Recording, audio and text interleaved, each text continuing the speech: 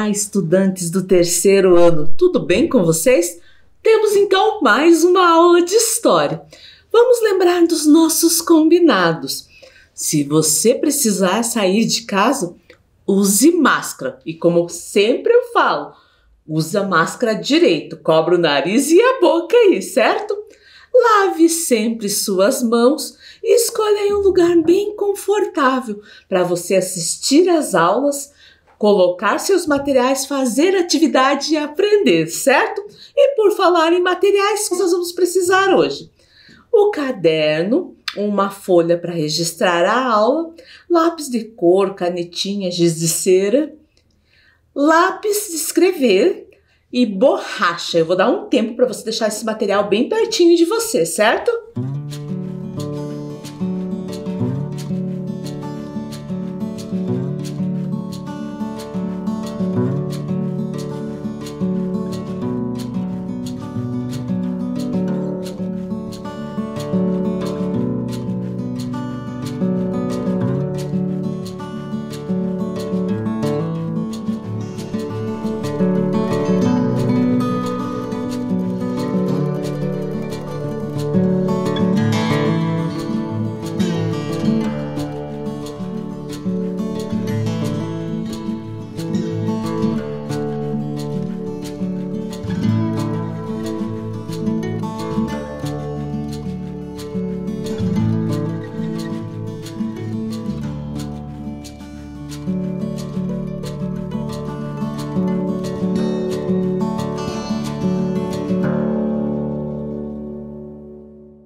Daí, já pegou seu material?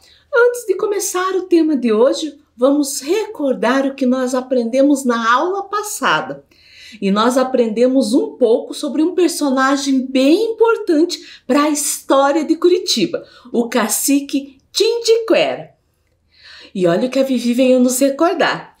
Ouvimos uma história sobre a origem de Curitiba, um texto narrativo do historiador Rui Wachowski.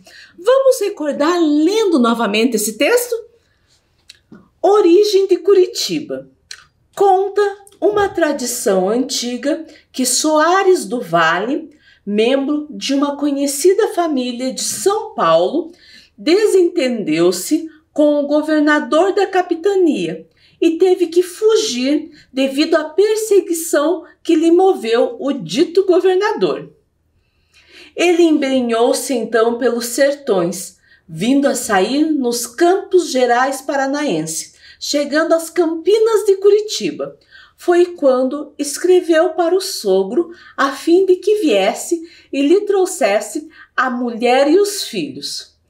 Isto de fato aconteceu, estabelecendo-se a família nos Campos de Curitiba, na pequena povoação de nome Vilinha, localizada às margens do Riacho Atuba. Então, recordamos, a primeira história, um texto narrativo que fala, do Soares do Vale, uma das primeiras famílias que veio morar aqui, certo? E olha lá o que nós vimos também. Ouvimos uma lenda sobre a origem de Curitiba, também escrita pelo historiador Rui Wachowski. Vamos ler novamente essa lenda para recordar como aconteceu? Lenda sobre a origem de Curitiba.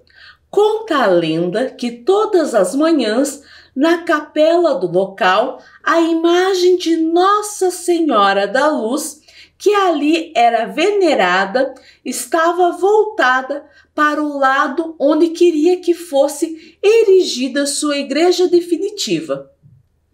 A lenda ainda conta que, para continuar a ter uma boa amizade com os indígenas locais, os povoadores convidaram o cacique de uma tribo tingui que habitava a região para indicar-lhes o local mais apropriado para a construção da igreja.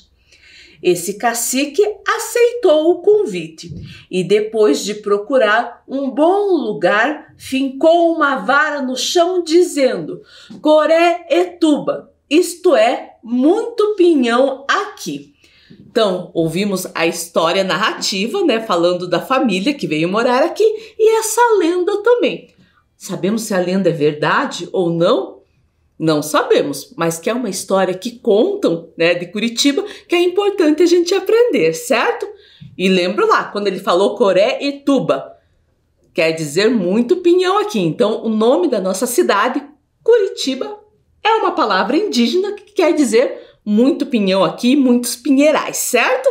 Vimos essa lenda também usando o HQ do Curitibinha, a parte 4, que é dedicada ao cacique Tindiquera, certo? Também vimos uma pintura de Teodoro de Bona sobre a fundação de Curitiba, onde aparece a imagem de Nossa Senhora da Luz dos Pinhais e também o cacique Tindiquera. E vimos alguns lugares aqui em Curitiba que possuem escultura em homenagem ao cacique Tindiquera, como no Centro Cultural Vilinha, espaço dentro do Parque Histórico no Bairro Alto. No Parque Tingui, na entrada do local, há uma estátua do cacique Tindiquera. A escultura Fundação de Curitiba é um alto relevo em bronze, feito por João Turim, e ele representa parte da lenda da Fundação de Curitiba. E essa obra faz parte da exposição permanente no Memorial da Cidade de Curitiba. Lembramos tudo que nós vimos na aula passada. E vamos ver a nossa aula de hoje. E a Vivi veio falar, ó, aula 11, Vila de Curitiba. Então pegue lá o seu caderno ou a sua folha, coloque a data que você está assistindo essa aula, aula 11, História, a Vila de Curitiba. Eu vou dar um tempo aí para você fazer, certo?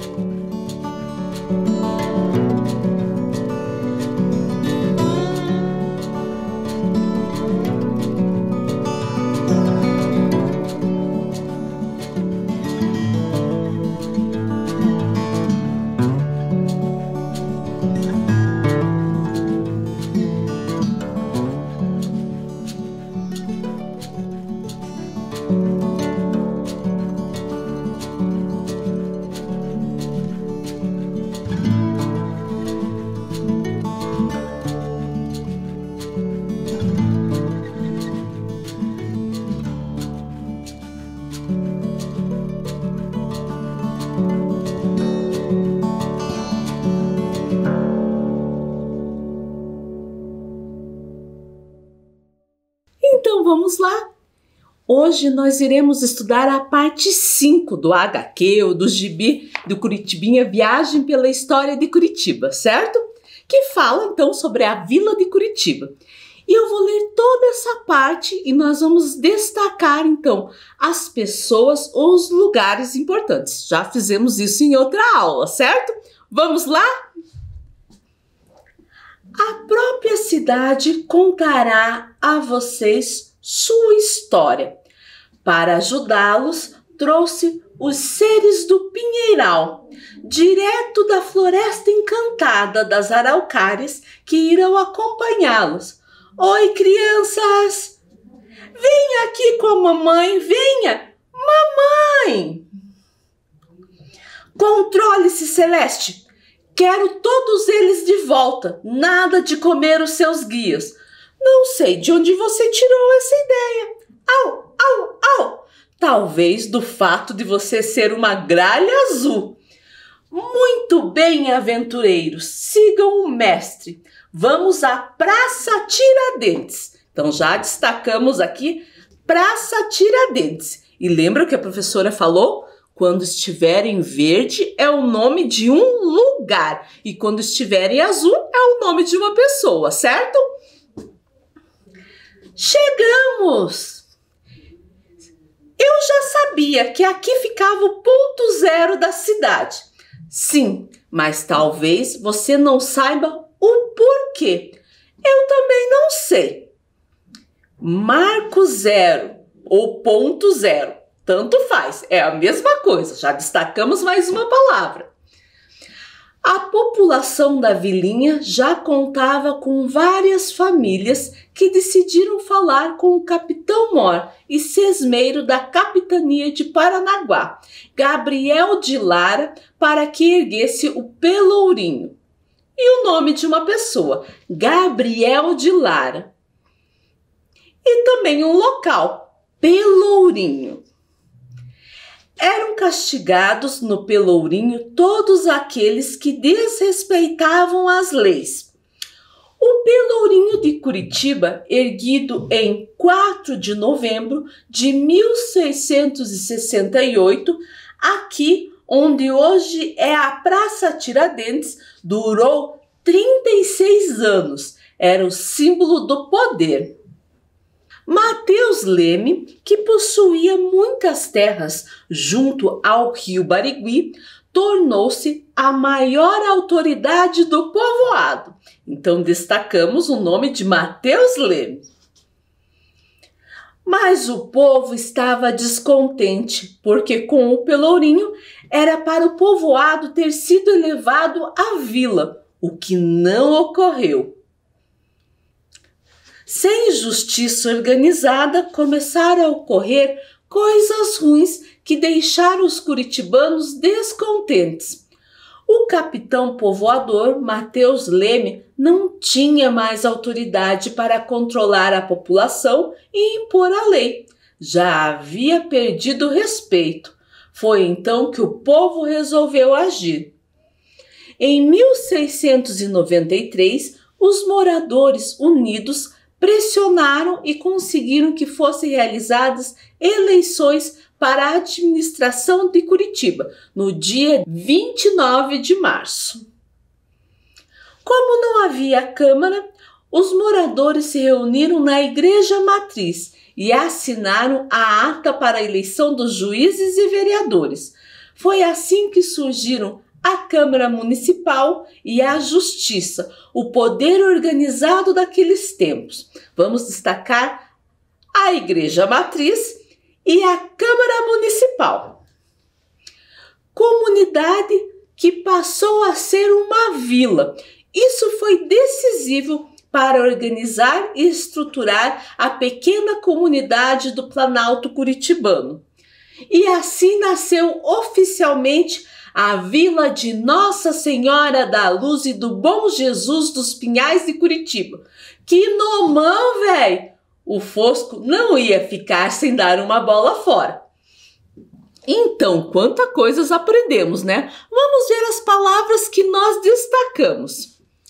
Praça Tiradentes, Marco Zero, Gabriel de Lara, Pelourinho, Mateus Leme, Igreja Matriz e Câmara Municipal. Então, todas essas palavras nós destacamos na história do Curitibinha. Nessa história, várias coisas me chamaram a atenção. Primeiro, é que a pessoa que era para cuidar da cidade começou a perderem o respeito por ela, né? E foi acontecendo muitas coisas ruins na cidade, né? E daí, o povo exigiu que construísse o Pelourinho. Naquela época, quando se construía um pelourinho em um lugar, dizia que aquele lugar poderia se tornar vila e depois cidade. Só que aqui em Curitiba, isso não aconteceu. Foi construído e não foi dado bola. Foi deixado passar. Curitiba não era nem cidade, nem vila, era apenas um lugar, né? Então, o povo precisou se reunir para conseguir transformar, né, esse lugar em uma vila e depois em cidade, certo? Mas vamos conhecer cada um desses nomes? Lembra o que a professora falou Se está em verde, é nome de lugar. Se está azul, são pessoas importantes para a história de Curitiba. Vamos lá? O primeiro, conhecem esse lugar? É a Praça Tiradentes. E a Praça Tiradentes é a mais antiga da cidade. Nela, além de ser construído o Marco Zero, também foi construída a primeira capela, onde hoje fica a Catedral Metropolitana de Curitiba. Primeiro vamos lembrar sobre o Marco Zero. Nós já estudamos em outra aula. Marco Zero é o local onde a cidade teve origem. Em Curitiba, então, fica na Praça Tiradentes, quase na frente da catedral. E aqui eu vou falar uma curiosidade para vocês. Essa construção, que aí está marcada, que é o Marco Zero, não é a mesma da época da fundação. Aquela já se deteriorou, né? E com o tempo, ela foi trocada. Essa daqui, ela foi trocada na comemoração de 250 anos da cidade, da fundação da cidade, certo? O Marco Zero é uma referência geográfica de Curitiba, porque ele mostra as distâncias e a direção que fica estados e cidades. Mostra onde que fica Santa Catarina, Paranaguá, São Paulo e Iguaçu. Aqui no caso é Foz do Iguaçu. Isso a gente também já viu na aula anterior. Mas voltando lá na construção onde tem o Marco Zero, ou melhor, na praça onde tem o Marco Zero, hoje nós vamos falar de outra construção que tem bem próximo ali, que é o monólito da fundação da cidade. Monólito, professora, que nome estranho, né? Ele pode ser definido como uma pedra de grandes proporções, ou um monumento ou obra construída em um bloco de pedra, certo? No monólito da fundação da cidade tem o desenho da Cruz de Cristo, que está destacado na imagem ali de amarelo, certo? E também tem uma placa que exibe a seguinte inscrição: Marco assinala o chão que os pioneiros povoadores dos campos de Curitiba elegeram as primeiras autoridades públicas sobre a égide de seu patriarca, o capitão povoador Mateus Martins Leme, e a data de 29 de março de 1693. Então essa placa ela fala dos primeiros povoadores que elegeram os primeiros juízes e vereadores da cidade. E você viu essa data? 29 de 3 de 1693. Você sabe que dia é esse? É o dia de aniversário da cidade. Vamos falar então um pouquinho de Gabriel de Lara, certo? Ele foi um sertanista paulista, natural de Santana do Parnaíba, no atual estado de São Paulo, Brasil. Fundou arraiais e vilas no sul do Brasil, sendo as principais Paranaguá e Curitiba. Então ele era o capitão-mor e sesmeiros de Paranaguá e depois de Curitiba. Muitas palavras diferentes, né? Vamos ver o significado de cada uma? Capitão-mor era o governador da capitania hereditária, terras como era dividido o Brasil antigamente. Hoje a gente até estudou que ele é dividido em estados, mas antes disso eram as capitanias hereditárias, certo? Sesmeiro era a pessoa de origem portuguesa eleita para dividir e distribuir as sesmarias, os terrenos pertencentes a Portugal e entregues para ocupação. Sesmaria quer dizer dividir, certo? Então já aprendemos duas coisas. Ele, capitão-mor, então que era o governador da capitania, era a autoridade máxima, e sesmaria, que era a divisão das terras, certo? E a imagem aqui mostra um pelourinho, mas não é um pelourinho aqui da cidade. Esse pelourinho fica em Portugal. O pelourinho é uma coluna de pedra colocada num local público. Quando é autorizado sua construção, o local pode virar uma vila ou cidade. Já falei isso para vocês, certo? Vamos ler o texto? Antigamente, o pelourinho era o símbolo do poder do rei de Portugal nas terras brasileiras. No pelourinho eram punidos e expostos os criminosos. Ele era formado por uma coluna de pedra colocada em um lugar público de uma cidade ou vila. Ou seja, se era para punir alguém, tinha que ser num lugar público para todo mundo ver o que estava acontecendo e não fazer errado também, certo?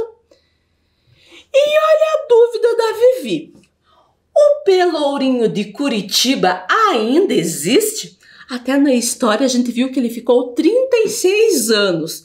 Ele não existe fisicamente, mas no lugar onde era sua construção tem uma placa que fica na Praça São Borges de Macedo, perto ali da Praça Tiradentes, certo? E nessa placa está escrito o seguinte: neste lugar, em 4 de novembro de 1668, foi levantado o pelourinho da vila de Nossa Senhora da Luz dos Pinhais, por Gabriel de Lara, capitão-mor e procurador do Marquês de Cascais, senhor das terras da capitania de Paranaguá. Então, não existe. Com 36 anos, ele foi colocado abaixo, certo? Vamos falar de Mateus Martins Leme. Ele era de São Paulo, mas veio ainda jovem para o Paraná. Foi um dos primeiros moradores de Curitiba e foi escolhido por Gabriel de Lara para ser o capitão povoador da região. O que era para ser um posto assim provisório por um tempo, se estendeu por 25 anos. Com o tempo, a população cresceu e Mateus Leme não tinha mais controle sobre as decisões e como administrar esse povoado sozinho, certo? Então, a estátua que aparece na imagem fica no Parque São Lourenço. Então, recordando, ele foi o capitão povoador do Arraial, que em 29 de março de 1693 virou Vila Nossa Senhora da Luz dos Bom Jesus dos Pinhais, atual cidade de Curitiba. E vamos falar da Igreja Matriz, que naquela época era uma capela, a Capela de Nossa Senhora das Luzes, que foi um dos atos que provocou, a criação da cidade de Curitiba, junto com o Pelourinho, certo? O historiador Rui Wachowski, também já falamos dele em outras aulas, escreveu o seguinte texto descrevendo como era a Capela de Nossa Senhora da Luz.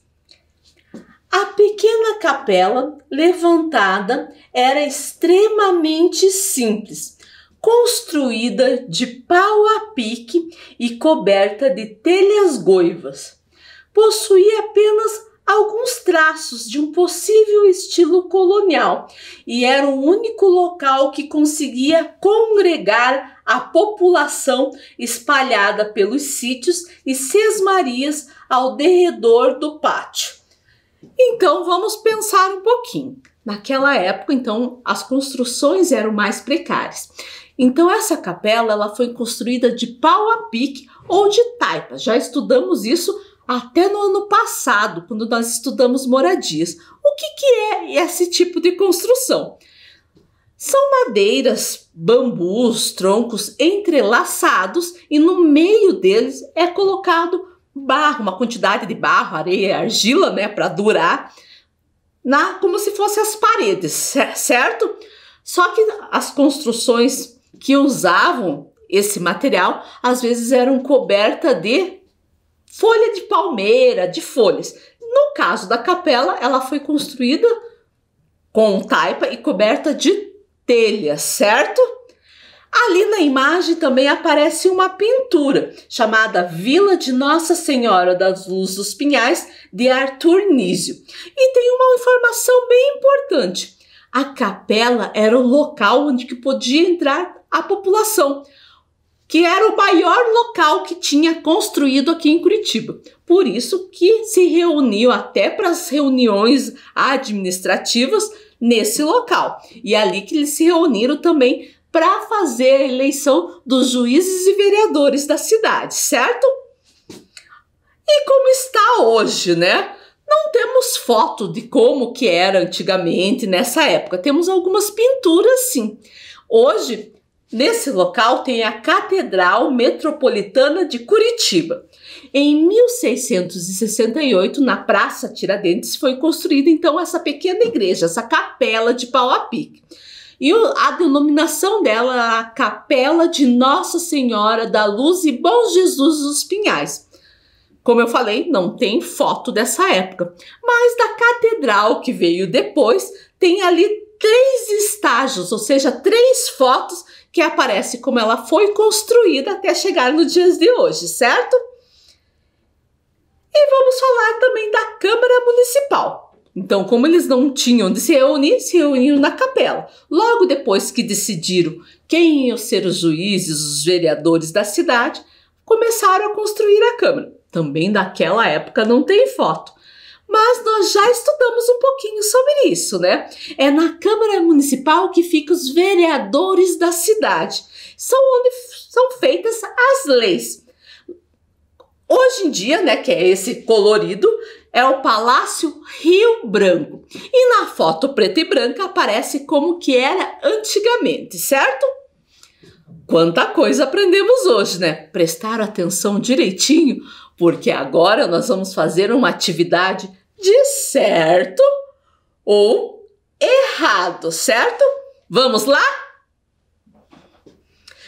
Antes de se chamar Curitiba, o lugar recebeu o nome de Vilinha e depois de Vila de Nossa Senhora da Luz e do Bom Jesus de Pinhais. Será que tá certo ou tá errado? O que você acha?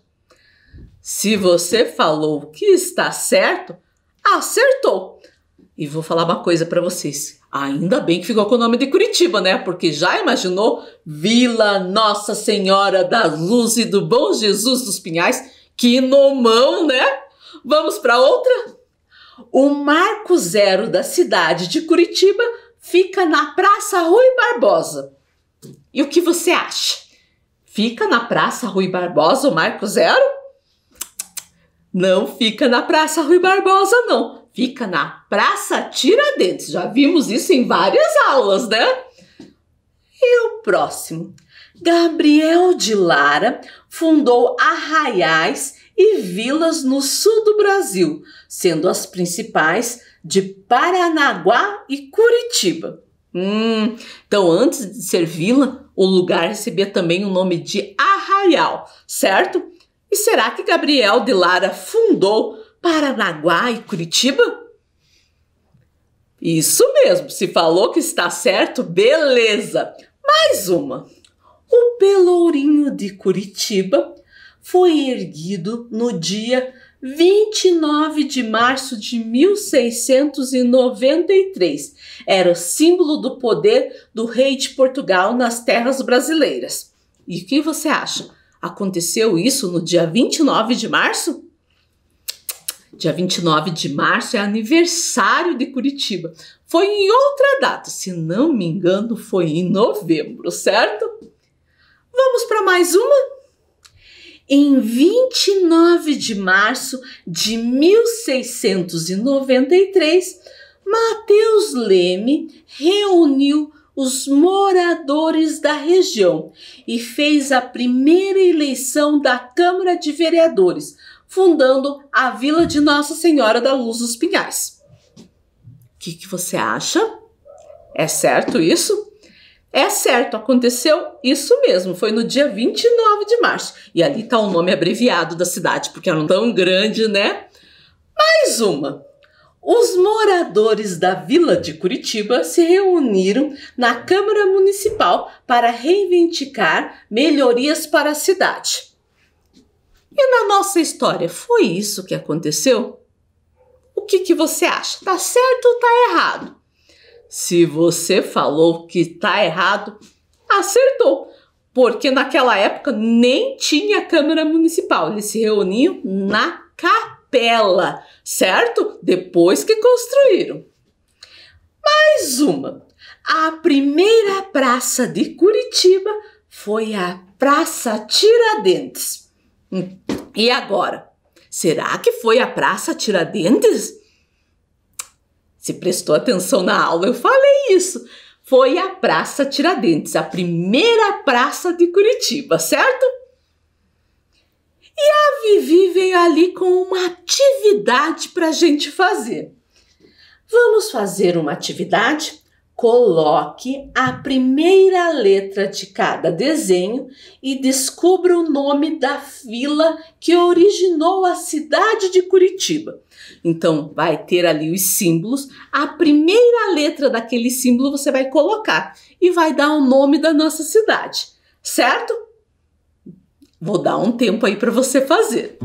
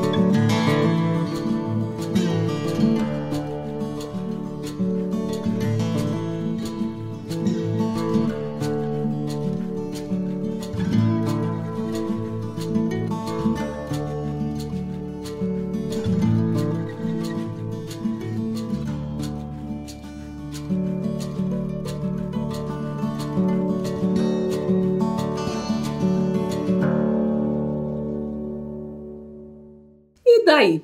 Conseguiu aí trocar a letra, né? A primeira letra do símbolo para descobrir o nome da nossa cidade. E é um nome bem comprido, né? O nome da nossa cidade, antes de ser Curitiba, era Vila de Nossa Senhora da Luz do Bom Jesus dos Pinhais. Certo? Conseguiu fazer? Descobrir o nome, então, anterior à nossa cidade? Agora nós vamos fazer uma atividade mais fácil. Você vai fazer um desenho sobre o que você aprendeu na aula de hoje, certo? Eu vou dar um tempo aí para você fazer.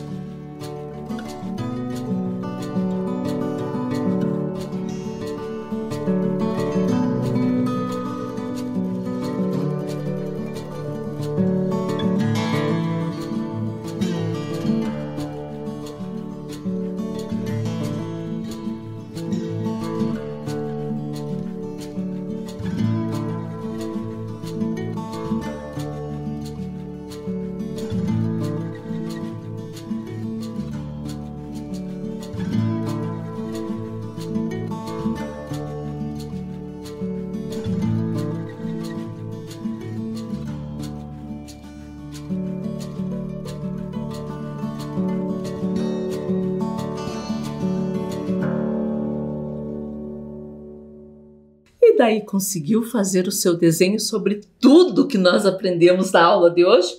Como a professora sempre fala, se não terminou agora, você pode terminar depois. O importante é fazer as atividades. E a nossa aula terminou. Nos encontramos na próxima aula. Se cuidem!